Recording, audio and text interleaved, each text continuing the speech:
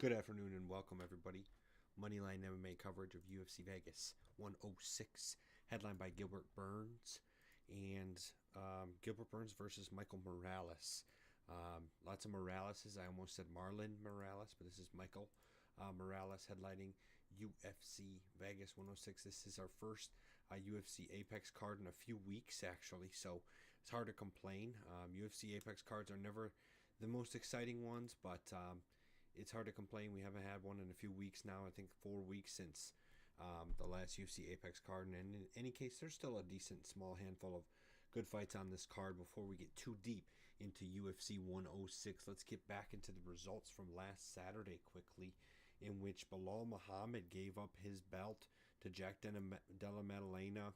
You know, Jose and I did discuss on the call after the fight, and we thought Bilal did what it took, at least for in rounds 4 and 5, and it seems like most people disagreed. I guess looking around online today, like honestly, I don't know if Jose saw anything different, but like seems like most people agree that JDM won. So I guess we're in the minority, but maybe there's a little bias in there as well because we had Bilal on our cards. But in any case, he didn't get the job done.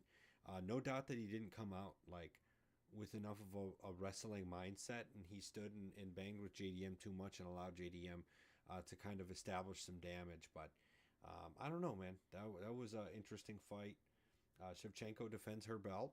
So, you know, we had 2 9-weight picks, and that 9-weight pick did hit, the other did not. Outside of that, Chuck Buffalo doesn't get the job done.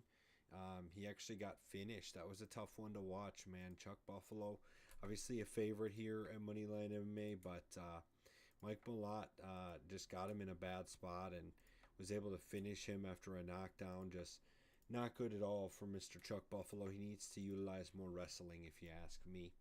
And then certainly not. Certainly before we got 2 more things. Alexa Grasso and Natalia Silva. Silva doing what exactly I thought she might. You know, Grasso's a great fighter, but Silva looks like she's the next dog in that division. And then, boy, how disappointing. How absolutely disappointing for Jose Aldo. Super sad. Jose Aldo should not have retired a loss.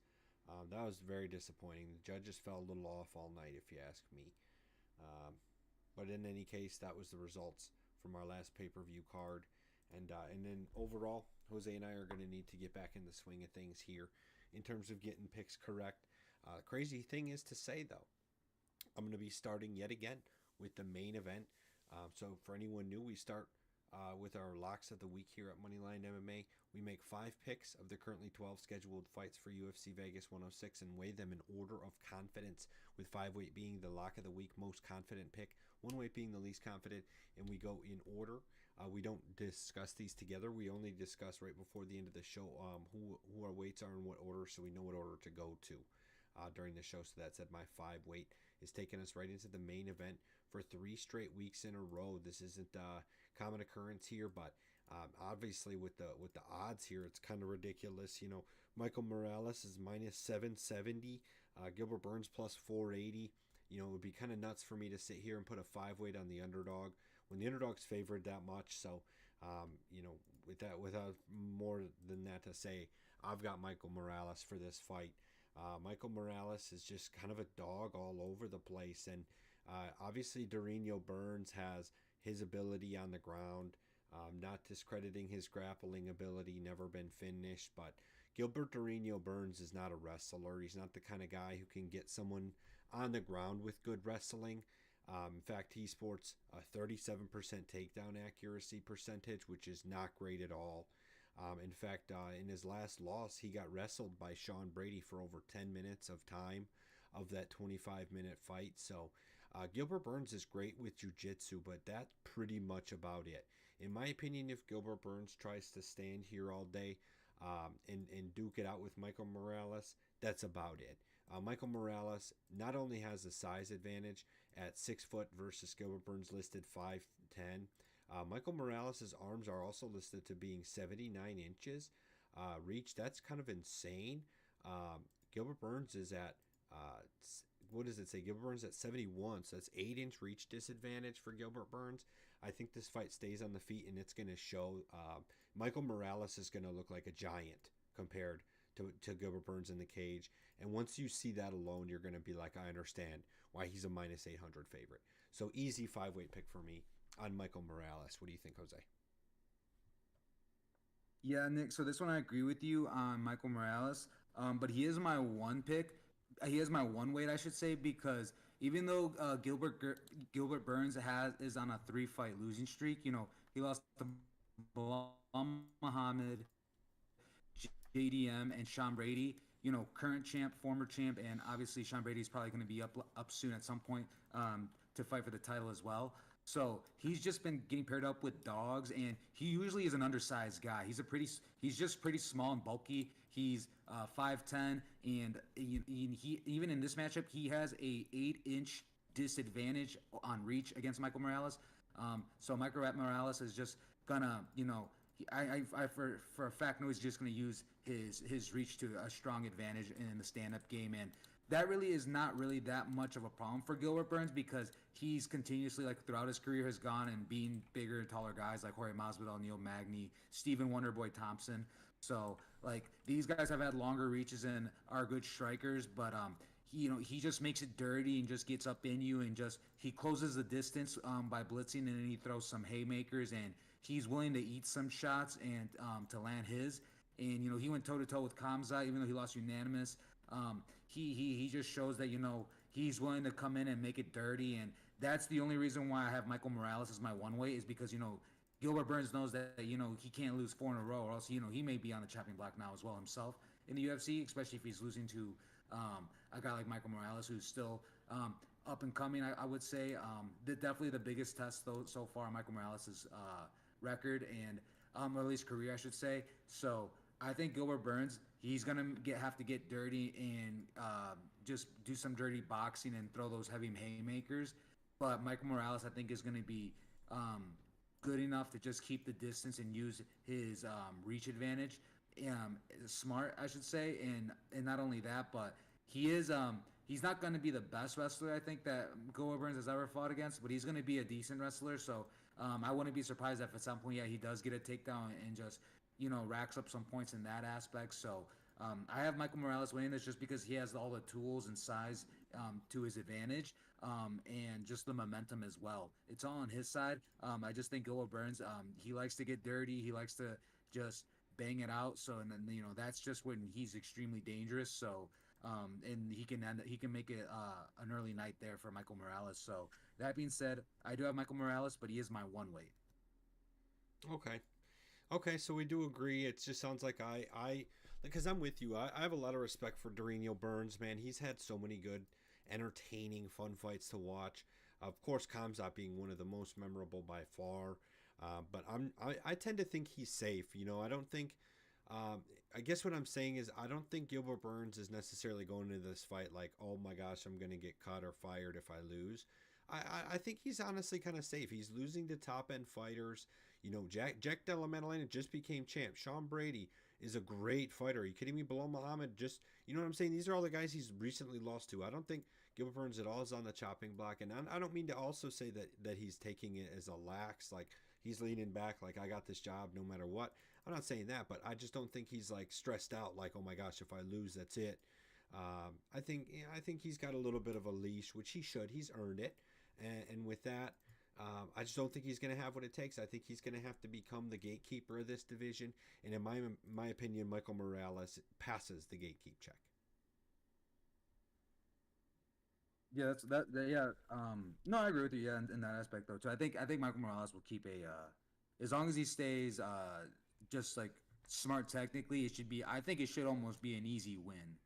To be honest, as long as he doesn't just fall into that getting dirty style boxing that Gold Burns can do.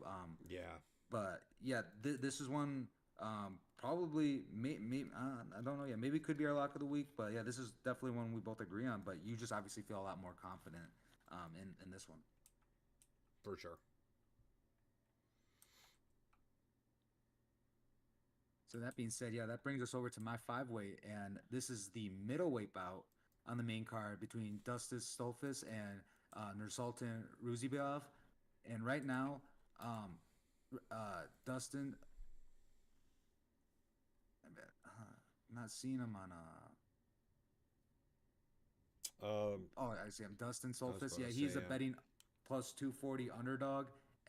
And Nursultan Ruzbiov is a betting favorite at minus 330. For this one, I'm going with Nursultan. He is obviously my five weight. And the reason being is that he's just been looking nothing but he's been actually been looking really good and dominant in a lot of his fights besides the Joaquin Buckley fight. And Joaquin Buckley, he's also going to be like he's like around the corner for title contention if he beats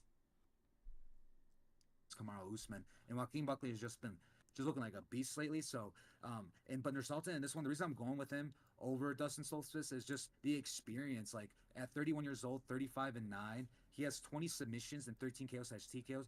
Out of his 35 wins, he's only gone to decision twice, which is crazy. So that's something too in this one. I have Nursultan as my five weight, and I actually do see him winning via KO or submission. Dustin Stoltzfus, out of his 6 losses, he's lost equally in every type of way. He's been KO'd/TKO twice, submitted twice, and he's lost by decision twice. So in this one, I think it's safe to say that Nursultan's he's going to win, but I'm not going with him in terms of decision. I'm actually going with him in terms he's been getting more KOs as of recently, so I'm actually riding with that a little more than him getting a submission win. And also how they just match up physically. I mean, he's 6'5", and Dustin Solstice is 6 feet exact, and Nursultan only has a 1 inch reach advantage. But even then, like I think, like just being slightly taller, Dustin Solstice is still gonna have to fight a little extra to land those punches against Nursultan. And I wouldn't be surprised if Dustin tries to initiate and get takedowns right away. In this fight, I think he's gonna be the one most likely looking for the takedowns.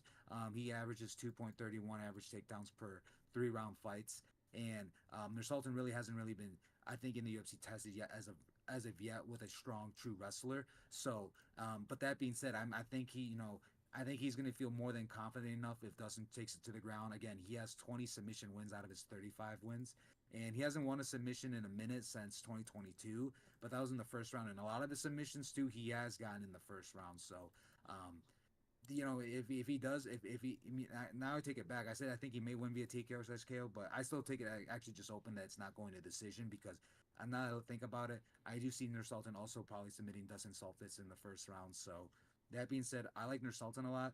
He is my five weight. Nick, do you have any thoughts on this one? yeah, dude. So we're gonna have a lock of the week. It seems like then because I have a 4 weight on Nur Sultan. So we do agree on him. It seems like and have some good confidence, and obviously for a lot of the same reasons. I think he's gonna also have a bigger body, 5 inch height advantage over Dustin Stoltzfus, similar reach, but I think the size on the feet is gonna matter there. And I would lean personally towards a KO if I was to guess. But Nur Sultan is willing to take some damage when he goes in to deal his damage. I mean, he's got a negative striking differential, which you normally alarms me, and it does alarm me in the future. Like I don't think Nur Sultan's like a long term really good contender, at least not right now in his current form. But I still think he's good enough to be able to beat Dustin Stoltzfus. So 4 weight Dustin Stoltzfus, pretty confident.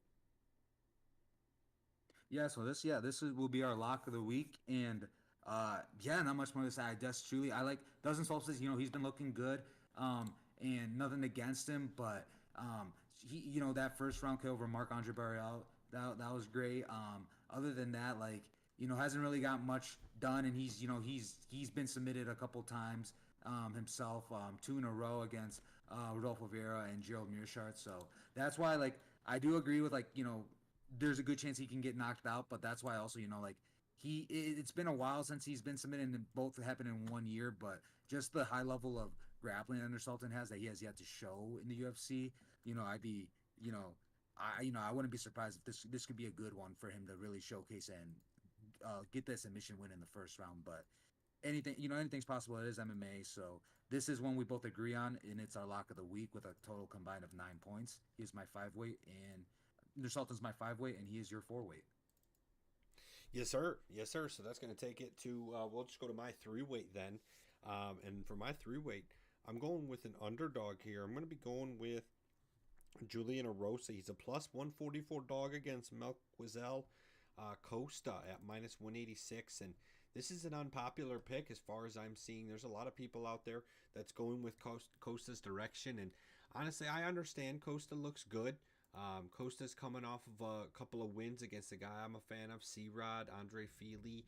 So Costa's looking good. And thing is, though, Arosa's also on a 3-fight win streak.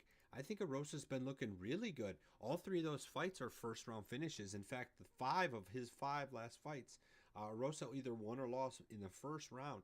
Arosa's going in there pretty much do or die. Like he's going in there like this fight's going to be ending and it's going to end in my favor, or we're going to find out quick. So I think Melquizel is almost not going to be ready for that kind of a pace, especially on the feet. Melquizel does have a few submissions on his game, but I don't think Arosa is really looking to submit or go for a wrestling game. I think he's going to go in there guns blazing.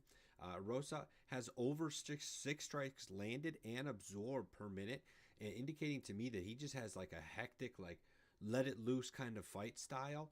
And I think that's going to benefit him in this fight, if you ask me.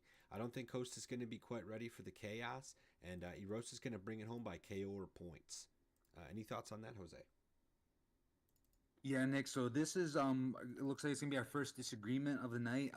I actually have Costa in this one, and reason is, he just looks so good in his last fight. And I think that win over Christian Rodriguez, C-Rod really just opened up my eyes to how good he is, because I thought I had Christian Rodriguez in that one, and then just the way he just dominated almost every aspect of the game, and just the grappling, just being smart, and just he did that kind of like the Mario Batista route against Jose Aldo, where just holding him and clinching him against the cage. But at the end of the day, he did find a way to get that win, and he did it unanimously as well. And before that, he actually had two submission wins, one in the third round and one in the first round. So he's always looking to get the kill, no matter where you are in the fight, whether it's like in the third round. So or the first round. So that being said, and Julia Rosa, he's just been looking really good and just getting first round finishes. And he hasn't gone to past the first round since 2022.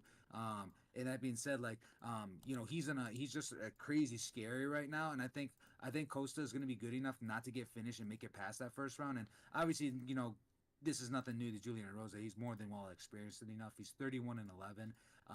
But Costa himself he's 23-7, and both guys have a lot of experience. And in this one, like I just like Costa. I think he's going to get the better end of the strikes, and I think he's just ultimately gonna probably do that desperation move, which is why I'm kind of going with him. Is that he's just gonna probably try to hold Rosa down and try to get the control time. Both guys. But they're not like the craziest when it comes to wrestling, but both will definitely go and try to maybe shoot like a couple times at least throughout this fight. And both don't sport like the best takedown defense. Julian Rose has a 63% and Costa has a 54%. So like at some point I think it's guaranteed they will go to the ground. And then there's just who gets the most control time. And I think I like Costa if he does a similar game plan to what he did with C-Rod. I think he's gonna win this. But Julian Rosa, he's crazy good. Maybe I should have put Costa a little not as high as 4, because yeah, Rosa has just been looking extremely scary in his last 3 fights. So, but that being said, yeah, I have Costa as my 4-weight. Dude, yeah, and the other thing too is like Arosa's got 14 submissions, no submission losses. Costa has 8 wins, 2 losses in submission games. So, where I could agree that maybe Costa goes for a boring style where he wins the wrestling and doesn't try for a submission and just goes for points. That could be feasible. But that might be his one and only path. I think Rosa's going to be moving for the crowd and for the judges in terms of like making submission attempts happen and all of that. So should definitely be interesting.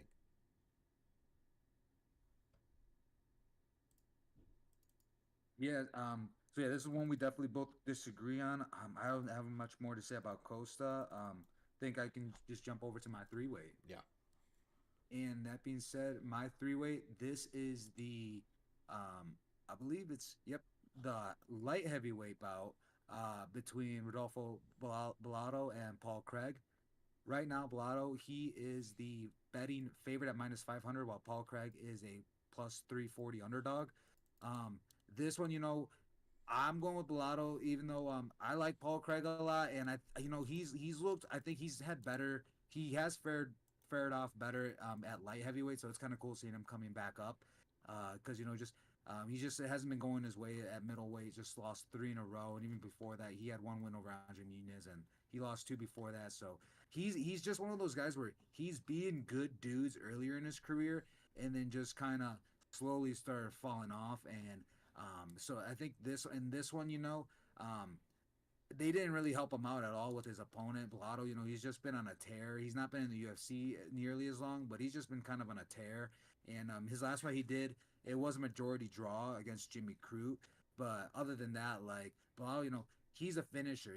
Out of his 12 wins, he's got 7 KO/TKOs and 4 submission wins. And Paul Craig, we pretty much know what Paul Craig is gonna bring to the table. Out of his 17 wins, 13 are by submission, and he does not shy away from that. Like he literally will go straight to his back and try to bring the fight there at any given chance. And it's just really been to his own detriment, to be honest. And so I think in this one, Bilaldo is going to force the striking. And if he's forcing the striking, then it's game over for Paul Craig, in my opinion. He's only got 4 wins via KO/TKO. And they're really not against like that high level strikers either, to be honest. And like the Jamal Hill one is considered a TKO, but really that should have been a submission win. To be honest, he broke his arm, and he had him in a triangle and an arm bar for like majority of the time. And just because Jamal Hill didn't submit, and he just took a lot of unnecessary shots to the head, but he had a broken arm. Like that should have been another submission win, in all honesty. So that being said, like I think Bilal is just gonna force the striking on the feet and just piece up Paul Craig. Paul Craig, at one point, he definitely maybe like 3 to 4 years ago, he definitely would have been a guy like, oh, look out for him. Like he's definitely like scary title contention, possibly like especially at light heavyweight. Then lost to Volkan Ozdemir and Johnny Walker, and then he kind of started to derail from there. Everyone he kind of got exposed. Pretty much just don't go down to the feet with them, and just don't fall into this game, and it should be you should be able to coast to victory. So I think Bilaldo, I think he's going to win this one via KO/TKO or unanimous decision. He only has a 1.5 reach advantage over Paul Craig. I think that's going to fare him well, and he just he lands 6.28 significant strikes per minute, while Paul Craig only lands 2.52. And so I think he's just going to come in with some heavy hands and probably make it lights out for Paul Craig, if not win unanimously. What are your thoughts on this one, Nick? We'll have another disagreement here. I've got Paul Craig with my 2 weight, and you're 100% correct in that you kind of know what you're going to get out of Paul Craig, and I think that's going to be more than sufficient here. It's part of my thinking here is Rodolfo Bellato is very, very much less experienced. He's got 15 total MMA professional fights, and it took him 2 attempts to get his UFC contract because he lost his first Contender Series championship by getting knocked out by Vitor Petrino. I think that we still don't know quite yet on Vitor Petrino, but Rodolfo Bellato also recently took a majority decision draw against Jimmy Crute, and all they did was stand there and box. And Jimmy Crute is not that good at all. So in my opinion, where I agree that you know what you're going to get out of Paul Craig, and it's on a very obvious submission game plan that he's going for. I still have seen him stand and bang with enough guys now to where, like for example, like Bo Nickel, he lost to Bo Nickel, but only got outstruck slightly by Bo Nickel. Which, with hindsight, you might want to be like, oh yeah, well Bo Nickel just got outclassed by Rainier de Ritter. Well, duh. I think we can all agree that Rainier de Ritter would beat Paul Craig too. That's not really that big of a deal, but I think the point is that Paul Craig has shown the ability to stand and box with some guys. Of course, he's gotten finished a few times, but he's also fought some really top-end talents, or at least guys that are extremely more, like way levels more experienced than anyone Rodolfo Bellato's even trained with, much less fought in the cage. So Rodolfo Bellato, if he can prove me wrong and go in there and knock out Paul Craig, or finish him on the feet, or at least get a very obvious unanimous decision win, I'll have to change my mind a little bit on him. But for now, as he's sort of new blood still in the UFC, I'm going to take the vet that I know what I'm getting out of him, and I really think that his skill set's still going to be strong enough, considering Bellato's not like rolling through. Like if Bellato knocked out Jimmy Crute, that would be a different story. But the fact that Bellato had to sit there and get a just majority draw, that's just not ideal in my opinion. So Paul Craig 2 weight for me. Yeah, no, yeah, and fair enough. Like, yeah, Paul Craig definitely, again, yeah, he has a lot of experience, and yeah, he's been there toe to toe with high level strikers, and even then, like, even though he did get outclassed by Bo Nickel, like, the only way I see it too is like we kind of talked about it too. Like, Bo Nickel has definitely not been striking nearly as long as Paul Craig. In that one, I feel like Paul Craig definitely should have been the one to outstrike him. So it definitely shows like there's levels to it. Bellato, just to me, it seems like he's just been far more of a striker than a submission artist. But as you mentioned too, he has yet to really show himself in the UFC because even his Vitor Petrino losses, he's only lost to Vitor Petrino actually, both times to him before the UFC and both in the first round. I guess one time on Dana White's Contender Series, and that was in the second round actually. But that being said, like, yeah, I think this will be like his first legitimate test, and we kind of get to see him a little more. But I almost seems like a kind of like in my opinion, it just kind of seems like more like a gimme, like giving him like an older, more experienced vet, and who knows, like Paul Craig could be out. Like if he loses this one, I don't know. I mean, maybe I'm just thinking everyone's on the chopping block now, but I want to say maybe he could be on the chopping block. But this is definitely one we'll disagree on. Yeah, because I'd also think that there's no chance Paul Craig, unless Paul Craig loses this by embarrassment, um, I don't think he gets cut. I don't think he's too much of a company man. He fights too often, and he shows up and stays on weight. He hasn't been enough of a problem, I think, to get cut that quick. Yeah, true, true. But it's hard with some guys. Like the UFC tends to keep them around. I think some of it depends too just on the other available talent. Like it's obvious that flyweight, I'll just say it by the weights, I guess, like 125 to 155, arguably maybe even 170. Like those are the weight classes that, in my opinion, will always have the most competitiveness because it's like the greatest population of UFC fighters or MMA fighters fall in that weight class range is a lot less common for your Chris Barnetts that are 280 pounds walking around and they got to cut to 265 or something like even heavyweight. Most guys are like 230. True, yeah, true. So, but in any case, that said, we got two disagreements, two agreements. We'll fight. We got one more fight left, unless we didn't pick the same fight. And I'll bring to you guys my one weight in which I'm taking a guy who hasn't been as active as I'd like to see, but I'm still gonna back him, Sadiq Youssef. I'm gonna be backing him to beat Mayron Santos, and a decent amount of my previous handicap will apply here, just in the sense that Mayron Santos is a younger prospect. He was born in 2000, so he's 25 years old. Actually 24. He'll be 25 on June 10th. So still very young, and he's 2-0 in the UFC. Got a KO and then a split decision win. Excuse me. I have Super Sadiq Youssef here.